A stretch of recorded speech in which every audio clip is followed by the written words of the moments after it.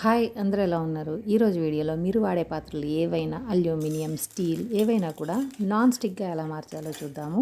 ముందుగా వీడియో నచ్చితే మాత్రం తప్పకుండా లైక్ చేయడం మర్చిపోవద్దు. చాలా సింపుల్ విషయం ఏంటంటే మనం ఏదైనా కూడా పాత్రని ఒకసారి బాగా హీట్ చేసి మళ్ళీ చల్లార్చి చేసాము అంటే అది ఎటువంటి మెటల్ అయినా కూడా స్టిక్ అవ్వకుండా అయితే మనం ఫుడ్ కుక్ చేయొచ్చు.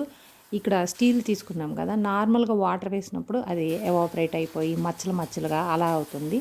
బట్ బాగా హీట్ అయినప్పుడు ఏంటంటే మనం వాటర్ వేసినప్పుడు అది బబుల్స్ లాగా రొటేట్ అవుతూ ఉండిద్ది, డాన్సింగ్ బబుల్స్ లాగా.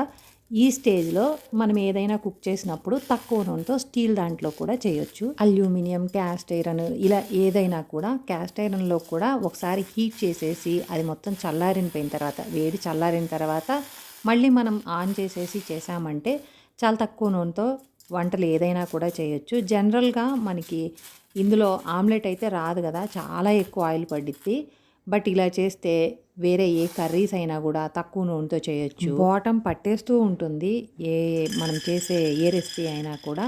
సో అలా కాకుండా ఉండిద్ది. ఇంకో మెథడ్ ఏంటంటే అలా ఓన్లీ హీట్ చేసి మనం వాటర్ చల్లుకొని ఈ టెస్టింగ్ ఏమీ లేకుండా జనరల్గా స్టవ్ మీద పెట్టేసి ఇలా ఏదైనా డ్రై రోస్ట్ చేసాము అంటే అదేదో 2 నిమిషాల్లో అయిపోయే పని కాదు కదా. ఇలా డ్రై రోస్ట్ చేయడానికి ఆ ప్యాన్ మొత్తం కూడా బాటము అంతా బాగా హీట్ అయ్యిద్ది.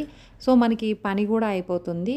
తర్వాత ఆఫ్ చేసైనా లేదంటే చల్లార్చి ఇలా కానీ డైరెక్ట్గా అయినా ఆ పప్పులు తీసేసి మనం ఏదైనా రెసిపీ చేసుకుంటే స్టిక్ అవ్వకుండా ఉండిద్ది.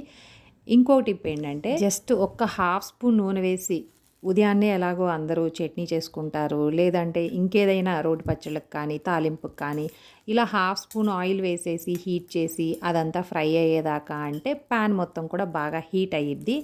అప్పుడు జస్ట్ అవి తీసేసుకొని చల్లార్చి కానీ లేదంటే వెంటనే కానీ ఏదైనా కర్రీ, ఫ్రై ఇలా చేసుకున్నా కూడా స్టిక్ అవ్వకుండా ఉండిద్ది.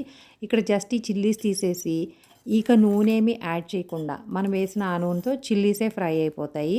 బట్ ఆ నూనె మొత్తం కూడా స్ప్రెడ్ అయ్యి ఉండిద్ది కాబట్టి బాగా హీట్ అయ్యి కూడా ఉండిద్ది ప్యాను. సో ఎక్స్ట్రా ఓవర్గా ఆయిల్ కానీ అస్సలు ఆయిల్ వేయకుండా అది మొత్తం ఆయిల్ స్ప్రెడ్ అయ్యి అబ్జర్వ్ చేసి ఉండిద్ది కదా, దాంతో డైరెక్ట్గా ఆమ్లెట్ వేసినా కూడా చక్కగా బ్రేక్ అవ్వకుండా పర్ఫెక్ట్గా వచ్చిద్ది. అండ్ ఈ ప్యాన్ కూడా వినోద్ కుక్ వేరే అంత హెవీ బాటమ్ కాదు.